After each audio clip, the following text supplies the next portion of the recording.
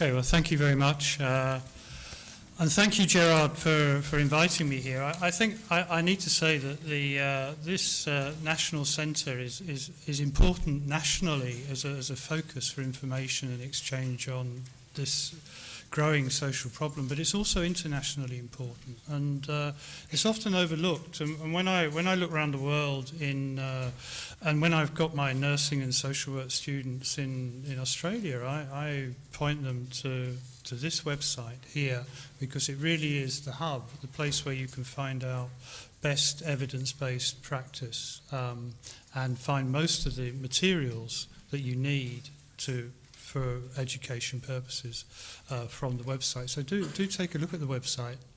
It really is a very useful experience.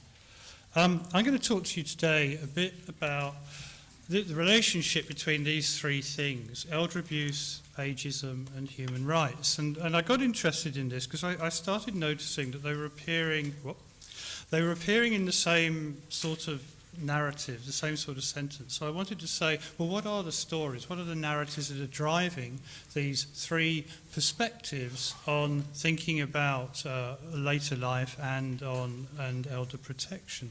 So you can see that Help Age International and Human Rights Watch both give ageism and abuse as reasons for a convention on the rights of older people. And I'm sure many people in this room already know that there is a campaign to have a convention on the rights of older people, just as we have a convention on the rights of women, of children, of asylum seekers and of disabled people, run out of the United Nations. And Jane Barrett, who's CEO of the International Federation of Aging, has said that older people experience abuse, discrimination and violence of their rights as a family, community and institutional level. But all of these organisations are making the link between these three phenomena. But actually, we don't know very much about how the connections work between these three. Now, I'll start by talking about elder abuse. A lot of this will be very familiar to you. This is the definition that was mentioned earlier today by one of my esteemed colleagues. A single or repeated act or lack of appropriate action occurring within any relationship where there's an expectation of trust, which causes harm or distress to an older person. Well, that's a very good policy and a very good rhetorical statement. It began with action on elder abuse in the UK, and has gone around the world, has been adopted by the WHO and so on. Actually, when you try and operationalise it to try and do scientific analysis of it, it's actually quite a difficult definition to turn into hard things that you can measure. We also now have pretty much a consensus on what we mean by the different types of things that we would call abuse: financial abuse, psychological, physical, sexual harassment and abuse, and neglect. Now, when we talk about trying to do research in this area, people often refer to the definition arising from the National Research Council in the United States, which talks about intentional actions that cause harm or create a serious risk of harm, whether or not harm is intended, to a vulnerable elder by a caregiver or other person who stands in a trust relationship to that elder, or failure by a caregiver to satisfy the elder's basic needs or to protect the elder from harm. Now, the interesting thing about that, I think, is the narrative, the why it is focusing down on trust and relationships. And there are reasons within the US context why that is the case.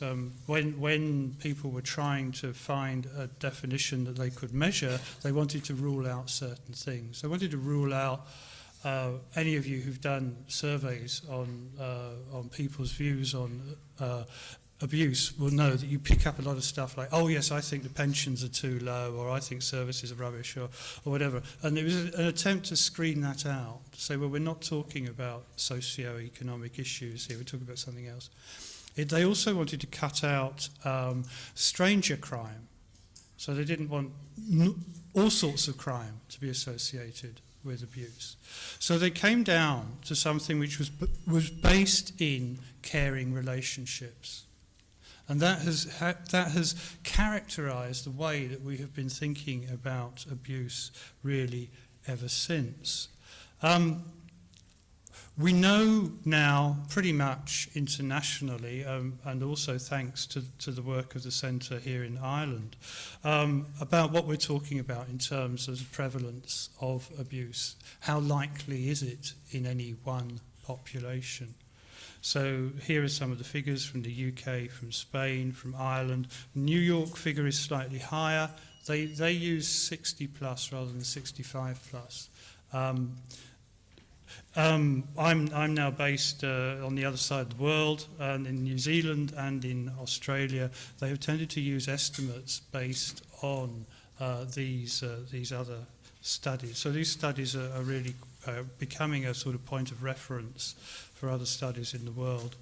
And we also know quite a lot about the risk factors. Now, this isn't one of these impenetrable slides that people put up and they say, if you look at line 52, column 7, you'll see that it's 3%. Well, I'm not using it for that purpose. I'm just using it to show you that we are beginning to know quite a lot about the sort of risk factors that can constellate around a person who's at risk of abuse.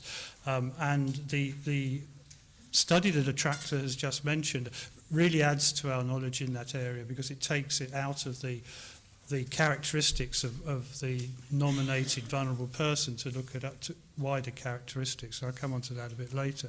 But just to say that we are beginning to develop, not just in the advanced economies, but also in the emerging economies of East Asia and India, much more information on where elder abuse is going. And this is the Irish prevalence figures, which I guess you're pretty familiar with. So we know that financial is probably the most common form. Psychological and physical are reasonably common, but less so. Neglect was found to be quite low in the Irish context, higher in the UK context, and sexual abuse of older people was found to be quite a small proportion of the things reported. So we're emerging in a situation where we have a lot of understanding of the scientific basis of what we're talking about, the evidence base, and that's extremely important in such an emotionally charged area, to have evidence to back up what one's saying, but not necessarily on what it means. And I'm just going to take a little side journey into some stuff on public perceptions and reporting here. You may be familiar of a study done under the auspices of the BBC a couple of years ago now, where they found that 55% of those asked thought that there was a great deal of mistreatment towards older people. And the respondents estimated that, for example, 11.4% of older adults suffered from physical abuse, slightly fewer from stealing, i.e. financial abuse, and 0.8% from sexual abuse, and 20% from psychological abuse. Now, there are interesting things about that. One is that it's much more than the scientific evidence is telling us, and sometimes the order is, in terms of frequency, is a different way round to what we know from the evidence. There's a Europe-wide study done in 2008 where 47% of European citizens believed that poor treatment and neglect and even abuse of dependent older people was widespread. This varied quite a lot, and there's a little map, and you can see that Ireland is sort of about a third of the way up there between the Czech Republic and Finland. But I think the thing to draw from this is that the average within the European Union, and for once the United Kingdom is actually exactly the same view as the European Union, which is politically interesting, is again the large numbers of people who assume abuse is simply out there. It's almost as if it's common sense to say that if we're talking about older people and older people care, we're talking about abuse. So there's something going on in the common mind, which, although, as Attractor Lafferty has pointed out to us, elder abuse is complex, multidimensional, frequently culturally determined, and can be perceived differently by different members of the public. We've got a real mismatch here, because on the one hand we've got scientific evidence telling us one thing, on the other hand we've got public perceptions which are saying something quite different, almost as if you almost expect to be abused if you grow old. So that's weird enough, but what is even weirder, and this has been identified earlier today as well, is that we're getting significant information from around the world that we're looking at a situation of quite chronic underreporting. There, the USA, they're saying 75% of cases go unreported. Rates of abuse recorded by Cooper, that was mentioned earlier today, much higher than reporting, much lower than incidents. UK figures found the same thing, and New York, they're finding the same thing. And these aren't necessarily in areas where there aren't any services. In fact, the UK study was one where we knew that there was a well-developed adult protection service, and it simply wasn't picking stuff up. And the great value, you say, well, why do prevalence studies? Well, the great value of a prevalence study is it gives you a figure that you can apply to any population. So you can take the population of Dublin and you can say, well, I know that 5% of older people in this area may be suffering from abuse. And then you can take that figure and compare it to how many people are being picked up with services, and that's how you get this figure of people who aren't coming forward or aren't being detected. And what we find is this underreporting. So, well, what is going on then? We've got an assumption that, well, it's pretty common really, evidence that shows that it isn't actually that common. It's an extreme behaviour. So that's where I think we can begin to look at the link between ageism and abuse. And I'll just throw a few definitions to you. This is probably the most famous definition by Robert Butler, recently deceased Pulitzer Prize winner and founder of the International Longevity Centres. He said it's a civil rights issue. He says ageism can be seen as a process of systematic stereotyping and discrimination against people because they're old, just as racism or sexism is accomplished for skin colour and gender. And he says that it allows younger generations to see older people as a different species. Judith Phillips from Cardiff University has recently said that this can be called a form of othering, that it allows us to think of the other as a single category, defined as both different from ourselves but also inferior. And I had a go at a definition as well, it has to be said. And I attempted to put a sort of power element into the definition and talked about the colonisation of the goals and aims and priorities of one age group into another. So you discount one group's priorities and perceptions by placing your own in their place. And this can be done consciously for political expediency or unknowingly simply because it's thought to be the common sense way of thinking. So maybe ageism can form some sort of bridge between those strange figures we get when we look at current thinking on abuse and the way that we respond to it. And the way that that's become expressed is through this move now, this head of steam towards a convention of rights for older people, specifically for our older citizens. And so let's go into that a little. This is Article 1 of the Universal Declaration of Human Rights. You have to take into account it was written in 1947, so it's not as gender neutral as we might be today. But all human beings are born free and equal in dignity and rights. They are endowed with reason and conscience and should act towards one another in a spirit of brotherhood. More recently, Maigret, writing in the French context, has said that if we take a human rights approach to ageing, it stops being a problem requiring functional solutions and becomes an issue of justice and dignity. It's not, he says, old age that renders certain rights hard to enjoy, a sort of like an access issue, but a particular conception of old age that would deny the full enjoyment of rights to the aging. So it's about a way of thinking rather than a functional disability that stops people ensuring their rights, is what's being said there. Now, Sepulveda and Noust from... it just so happened that the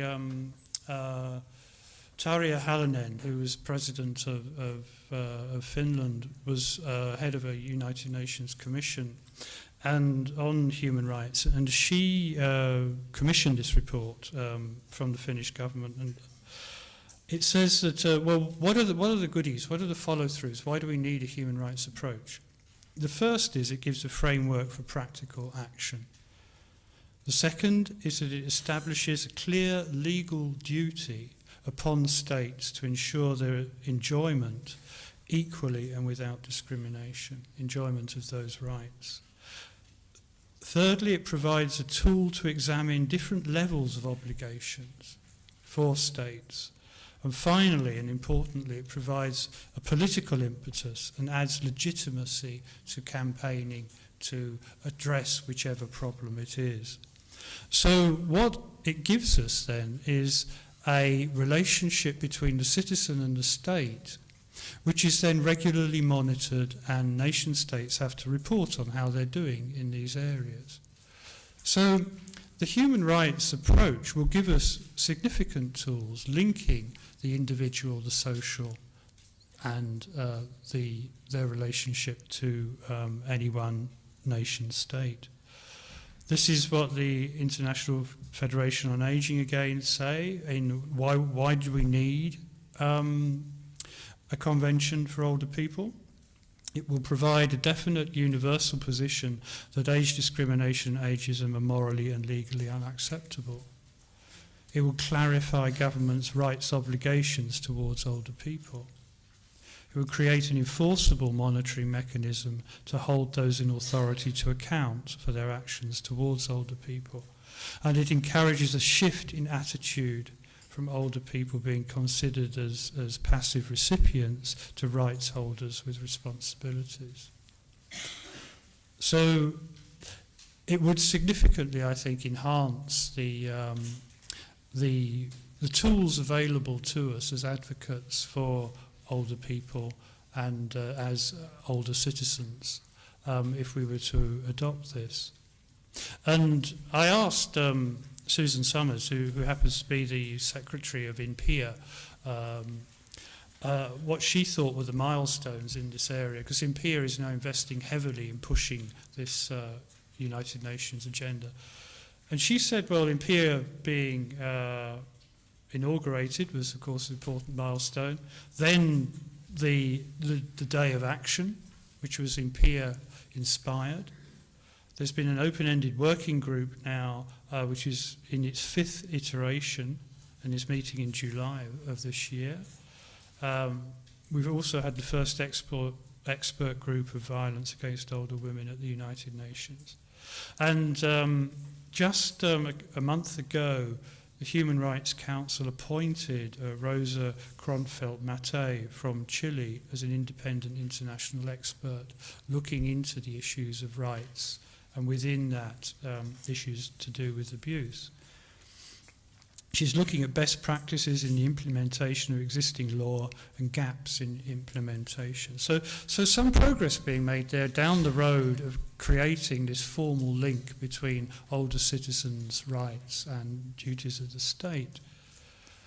So are rights the right way forward? Well, I think when we take these three things together, three in many ways very different narratives, very different stories about being at risk in later life. The United Nations route is good on formal mechanisms, but I still think, and I don't know whether you'd agree, that there's something a bit lacking here, and it's something to do with some of those things that the previous speakers have spoken about from their own research, which is about what is the social emotional dimension in this. Abuse is an extreme behaviour. It's a failure to encounter the humanity of the other in many ways. And will a rights approach address that as well? I think it's important that it does. Now, where we're left with is that we've been given three very different narratives. I began by telling you that these things are all lumped together in people's rhetorical statements, in political and public statements. But when we begin to tease them apart, we find very different types of story being told in each one. Elder abuse is generally conceived as located within interpersonal relationships. Ageism is seen as a social or contextual phenomenon. And human rights is most commonly thought of as a relationship between the state and the individual. And I think the trick is, if we're going to move forward, we're going to have to make the links between those three ways of thinking about the challenges that face older people in our society. And I'm just going to talk to you a little bit now about some of the links. How can we approach this interconnection? And I'm going to look at three areas. I'm going to look about the ambiguity of boundaries, the possibilities for empathic understanding, and a concept called permessors, which is looking at spaces that allow things to happen or stop things from happening. So what permits certain behaviours, good and bad? Because I think we've reached a stage now where we know quite a lot about the bones of elder abuse. We know the frequencies, we know the types and so on. What we're not so good at is crossing these boundaries. And what we're seeing now is a new wave of research which is saying it's not so much the content. We know quite a bit about the content. What we don't know about is how things move as processes across boundaries, the links and the bridges. So we have research now, and Attractor's report on carers also emphasises many of these points, where it's not violence and abuse is not necessarily a one-way street. Carers can suffer violence and abuse, or support workers can as well in aged care settings. Carl Pillemer, who's also an advisor to the centre here, has recently been working on resident abuse in care settings. We've got new research on the quality of family communication and how that can lead to people being able to understand or avoid understanding each other. Quite a lot by Karina Norton, who until recently was at the centre here, on older people's own awareness and experience, and putting that into the pot as well as multicultural approaches, the dangers of long-standing abuse, a new book coming out there, and the relationship between abuse context and the concept of dignity. Now, all of these things are about how do we make the links? How do we cross the boundaries between the individual, the context, the relationship, and the state? Now, we do have some models. This is an early model from the United States, and basically it says, well, you haven't got this on the slide, on your thing, I'm afraid, but I'm sure that we can get it for you if you want it. Thing about doing these things is at the last minute you create havoc for all the organisers by saying, oh, I've just had another thought. So this is the other thought. Where are we with theorising boundaries? That's the next question I thought was worth asking. Well, not very far is the answer. What we have are these layers of the onion approaches. So yes, we know that individuals, the middle, the first, the central circle there, exist often within families, who exist within communities, and exist within cultures. But it's not really telling us very much about how we can move across those boundaries and make the connections. Here's another model.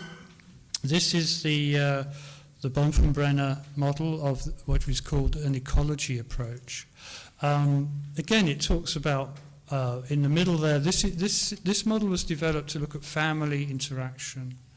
And you start with two people in the middle, the adult child and the aging parent. You call that a microsystem.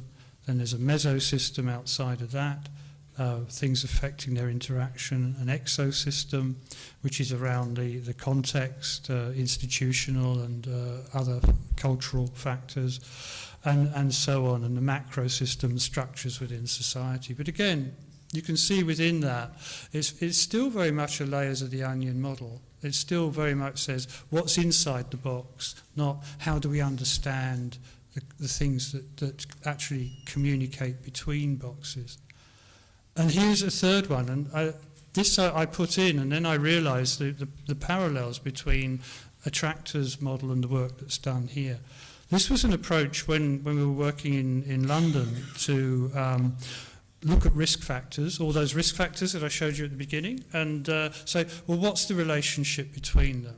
Because the way we tend to use risk factors is to say, oh, if we know an older person and we know their gender, their socio-economic class, their housing situation, their isolation from networks, we can then say whether they're more or less at risk. So it's all around characteristics of the individual. That's one of the problems with risk factors. Then we have characteristics of the perpetrator or the nominated perpetrator. What is it that makes a person likely to be abused or not? Is it mental health issues, substance misuse issues, financial issues, and so on and so forth? And then we have increasingly, but much less developed, the characteristics of institutions or organisations, which Anne touched on this morning. Now, another way of looking at that is, well, no one of those things is going to explain to us whether someone's more or less likely to be at risk. But if we can somehow find a way of putting them together, then we can say, if we know that middle bit, the little triangle in the middle there, we're getting all of those things, we know that we've got a much higher likelihood of abuse taking place. And the interesting thing about the centre's work here is that we have those three building blocks pretty much in place through the three studies that they've been undertaking. And it really takes more work now to drill into that and build the tools and the practice instruments that one can use to develop that. So that's something about boundaries. We're not very far forward on boundaries, but we know we begin to need to look at processes rather than contents. One of those processes I think is key to this area is the degree to which it's possible to put yourselves in the shoes of someone of a different, in this case, age group. How easy is it to experience the humanity of another person, particularly someone who is at risk? And Ariella Lowenstein and I have done some work in this area where we said, well, there are certain steps you go through, we called it generational intelligence, to try and understand the position of another person of a different age. Could be an older person, could be a younger person. But first of all, you have to be aware that you're actually different from that person. If you don't think you're different, you just assume that your values are exactly the same as theirs. So you do what you think they want, but actually you're doing what you want. But once you've separated out and you recognise that you're different from the other person, you then have to have the philosophical problem of putting yourself back to understand who that other person is. You then take a value stance towards that recognition of difference? Is it a good thing? Is it a bad thing? Is it a threat or is it an advantage? And finally, can you negotiate between those positions? How easy is it to come to a sustainable negotiated solution? Now, when we look at abuse in this context, it may be possible to say that people who are likely to abuse never really get beyond their own priorities. And if they do, they often project their own priorities onto others. Difference is often recognised as threatening in some way. And the value system that is used can demean the other, whether this is someone justifying the fact that they don't particularly like their parents because of the wickedness of those parents in their own past, rather like the poem, can I swear here? Yeah? Is that acceptable in contemporary Ireland? Yeah, the one that says, they fuck you up, your parents do. They don't know why, but they do it, basically. And the value system that then demeans the other, and the negotiation that's perceived as unnecessary or adversarial. So we can begin to try and understand processes where people simply don't recognise each other. And that might result in abuse. It might result in other behaviours, and maybe these warning signs that a tractor has identified. Now, finally, I'm thinking that the third route to try and understand what's going on, and this is very much work in progress, trying to get to grips with understanding why people end up in these abusive relationships, is the factors that permit certain behaviours to happen. Now, we think of this very often in terms of risk factors, but I think we need to now move beyond risk. We need to look at how we create certain contexts or social spaces that make those behaviours more likely. From avoiding risk then to generating positive interaction. Because you can look at the social space, the social context we create, and say, well, this is going to make it more risky for people. And we're very risk averse when we're looking at ageing. But what I think we should be doing is taking that space and saying, how can we use the mechanisms we have to create the positive rather than avoid the negative? So what spaces do we create? What do we create in a caring environment, in this case, which generates positive interaction? And we do have some ways of doing that, and some that are quite unexpected. The role of regulation is a much abused thing, I think. And it's largely abused because many people think it's a way of restricting their behaviour. It gets in the way. You have to fill in forms when you should be looking after someone in a care home. But we can look at regulation in a different way. If we begin to look at regulation rather as stopping people from doing things and looking at what sort of regulations facilitate positive behaviour, we can take regulation off in a very different direction to the one it's heading in the moment. So it's good both in reducing negative risks but in permitting positive actions. We need to refocus on prevention, and I think that's very clear from Dr. Lafferty's presentation today, that we don't do enough around prevention. And we need to connect behaviour, attitudes and the role of the state. We need to work towards that.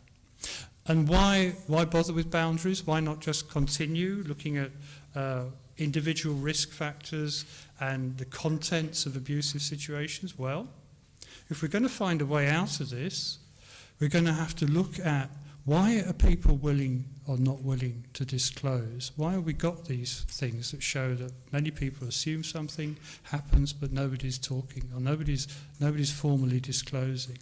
And that exists across a boundary between the private and the public, between the personal, family and the state institution.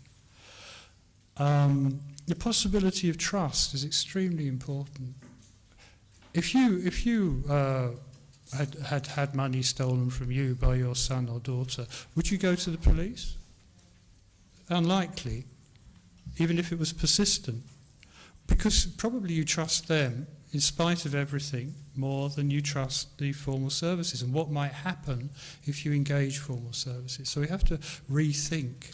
How do we, as Anne was saying again, how do we find contexts that allow people to talk with trust and with confidence that the consequence won't be worse than the situation they're in? This is where empathy and the ability to negotiate comes in. That to have that trust, people really need to have a way of understanding each other's positions, because it's in understanding the different positions that you generate options. And if you don't think you've got options, you don't inspire hope. You don't have hope that there's another way of being. And really, I think that's why we need to look at how can we cross these different boundaries. Boundaries at this sort of level, but also boundaries at the theoretical, conceptual, United Nations level, where we're talking about ageism, elder abuse, and human rights all together. It's potentially a very positive way forward, but we need to do a little bit more work, I think, at the moment. So maybe something like this, where we say that abuse occurs in an extreme relational context. It's not common, it's extreme. Permitted by background factors, and within which there's a failure to encounter the humanity of the other. And that's one way of coming at this relationship, the context and the state, bringing those three different narratives into the same narrative frame, bringing the three storylines to talk to each other. And I'll just finish by a comment from Hannah Arendt, again, a famous post-war social philosopher, who said about the Universal Declaration of Human Rights, it's also the right to have rights and of belonging with dignity to some kind of organised human community. And I think we can now add, especially with respect to age. Well, thank you very much.